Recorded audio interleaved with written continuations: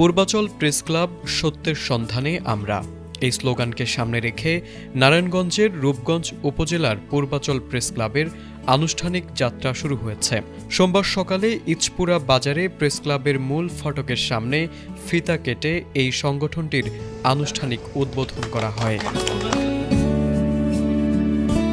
পূর্বাচলের মূলধারার গণমাধ্যম কর্মীদের নিয়ে তৈরি হওয়া পূর্বাচলের প্রেস ক্লাবের উদ্বোধনী দিনেই সময় টিভির সাংবাদিক মোহাম্মদ রাশেদুল ইসলামকে সভাপতি, দেশ টিভির সাংবাদিক রাসেল মাহমুদকে সাধারণ সম্পাদক, ২১ টিভির সাংবাদিক রবিউল ইসলামকে সিনিয়র সহ সভাপতি, MS ডালিম, ডেইলি অবজারভারের সাংবাদিক সাহেল মাহমুদকে সহ সভাপতি, বৈশাখী টিভির সাংবাদিক আতাউর রহমান সানিকে সাংগঠনিক সম্পাদক করে ৩৬ সদস্য বিশিষ্ট কমিটি ঘোষণা করা হয়।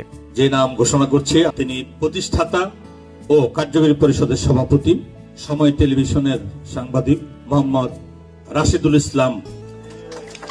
অনুষ্ঠানে প্রধান অতিথি হিসেবে উপস্থিত ছিলেন ঢাকা সাংবাদিক ইউনিয়নের সভাপতি ও মানবকণ্ঠের সম্পাদক শহীদুল ইসলাম।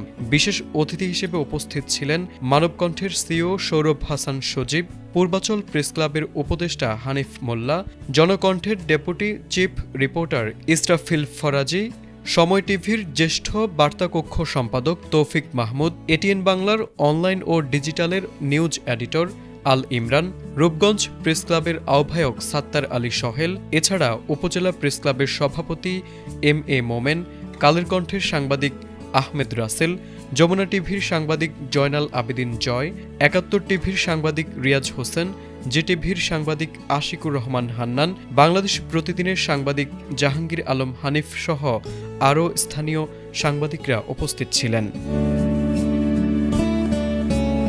উদ্বোধনী অনুষ্ঠানে বক্তারা বলেন, পূর্বাচল প্রেস ক্লাব স্থানীয় সাংবাদিকদের জন্য একটি পেশাদার প্ল্যাটফর্ম হিসেবে কাজ করবে। সত্যনিষ্ঠ সংবাদ পরিবেশন, সাংবাদিকদের অধিকার রক্ষা এবং সামাজিক উন্নয়নে প্রেস ক্লাব গুরুত্বপূর্ণ ভূমিকা রাখবে বলেও আশাবাদ ব্যক্ত করেন তারা। এই প্রেস ক্লাব সুষ্ঠুভাবে এবং সাবলীলভাবে সত্য সংবাদ প্রকাশের জন্য যা কিছু করতে হয় ইনশাল্লাহ আমি, উপরে আল্লাহ আছে এবং আমি এবং আমার যে রাসেল মাহমুদ ভাই আছে, আমরা যারা এই সংগঠনে জড়িত আছে এবং বাহিরে যারা আছে, আমরা সবাই মিলেমিশে কাজ করতে পারি। এবং আমি চাই এই পূর্বাচল প্রেস ক্লাবটাকে ইনশাআল্লাহ বাংলাদেশের মধ্যে একটা অন্যতম পূর্বাচল প্রেস ক্লাব আমি অনুষ্ঠিত করব ইনশাআল্লাহ। সাংবাদিকতাকে আমি একটি ইবাদত হিসেবে গণ্য করি আর কি। যেমন ধর্মীয় দৃষ্টিকোণ থেকে অপরাপর ইবাদত আছে, তেমনি সাংবাদিকতাও একটি ইবাদত।